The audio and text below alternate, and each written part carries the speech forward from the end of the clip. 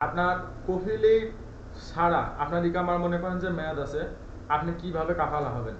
এই মুহূর্তে কিন্তু হুকুমা থেকে বিশাল একটা সুখবর আসছে, সেটা হচ্ছে যে যদি আপনার আকামার মেয়াদ থাকেও সেই ক্ষেত্রেও আপনি কাফালা হইতে পারবেন। এই সিস্টেমটা আগে কিন্তু চালু ছিল না, এখন কিন্তু চালু করছে। সেটা হচ্ছে যে আপনার আকামার মেয়াদ যদি থাকে, অর্থাৎ আপনার কফিলের সাথে যদি আপনার আকামার মেয়াদ থাকে বা আপনার কফিল যদি আকামার মেয়াদ বানায় থাকে, সেই ক্ষেত্রে আপনি একটা শর্ত সাপেক্ষে কাফালা হইতে পারবেন, সেটা হচ্ছে কফিলকে ছাড়া।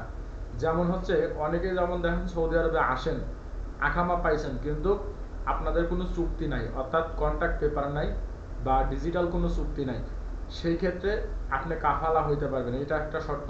দ্বিতীয়টা হচ্ছে আপনার যদি আপনার কন্ট্রাক্টের মেয়াদ যদি না থাকে, অর্থাৎ আপনাকে সাথে যে কন্ট্রাক্ট করছিল কোম্পানি, দেখা যাচ্ছে হয়তো 1 বছরের চুক্তি করছে বা 2 বছরের চুক্তি করছে বা 3 বছরের চুক্তি করছে।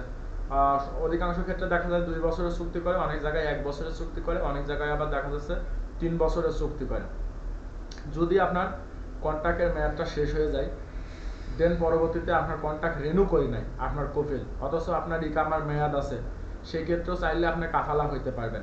এখন কাফালা হওয়ার জন্য কি সিস্টেম আছে? কাফালা হওয়ার জন্য যে কাফালার খরচ আছে, যে ফিটা আছে, সেটা দেওয়া মক্ত আমেলে পেমেন্ট করতে হয়। পেমেন্ট করার পরে আপনাকে অর্থাৎ আপনার সর্বপ্রথম হচ্ছে আপনাকে তলব পাঠাইতে হবে।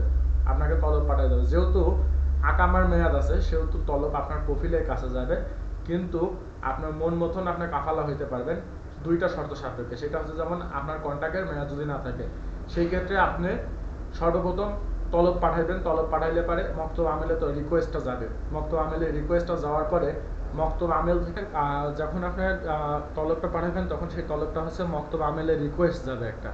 মক্তব আমেলে রিকোয়েস্ট যাওয়ার পরে মক্তব আমেল থেকে আপনার যে কফিল আছে সেই কফিলের সাথে যোগাযোগ করবে বা সেই কফিলকে মেসেজ করবে যে তুই কেন আমেলের কন্ট্যাক্ট পেপার বানাচ্ছিস না, আমেলের কন্ট্যাক্ট পেপার বানা। এখন আমেলের কন্ট্যাক্ট পেপার বানানোর জন্য আপনাকে কিন্তু প্রয়োজন হবে, এইখানেই হচ্ছে আপনার সুযোগটা, সেটা হচ্ছে যে আপনার কফিল আপনাকে যদি কন্ট্যাক্টে রেনু করার জন্য বা নতুন করে কন্ট্যাক্ট করার জন্য যদি তলব পাঠায়, তাহলে আপনার তলব অ্যাকসেপ্ট করবেন না।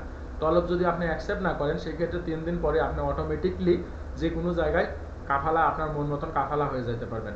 এই ক্ষেত্রে কোনো ঝামেলা নাই, মানে কোনো সমস্যা নাই।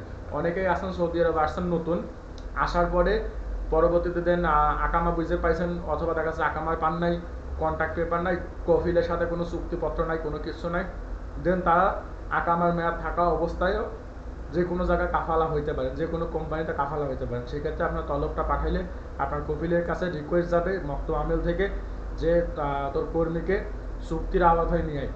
তখন আপনার কফিল যদি চাই, তাহলে আপনাকে একটা তলবের জন্য অর্থাৎ চুক্তির জন্য একটা তলব পাঠাবে, তখন আপনি এই তলবটা অ্যাকসেপ্ট করবেন না। যদি আপনি অ্যাকসেপ্ট না করেন, 3 দিন পরে অটোমেটিকলি আপনি যে কোনো জায়গায় আপনার পছন্দ মতন যে কোনো জায়গায় আপনি কাফালা হয়ে যেতে পারবেন। এই হচ্ছে আকামার মেয়াদ থাকলে পারেও যদি কন্ট্রাক্ট না থাকে, অর্থাৎ চুক্তিপত্র যদি না থাকে, সেই ক্ষেত্রে আপনি অনায়াসে কাফালা হইতে পারবেন। এই হচ্ছে একটা সুযোগ সৌদি আরবে বর্তমানে।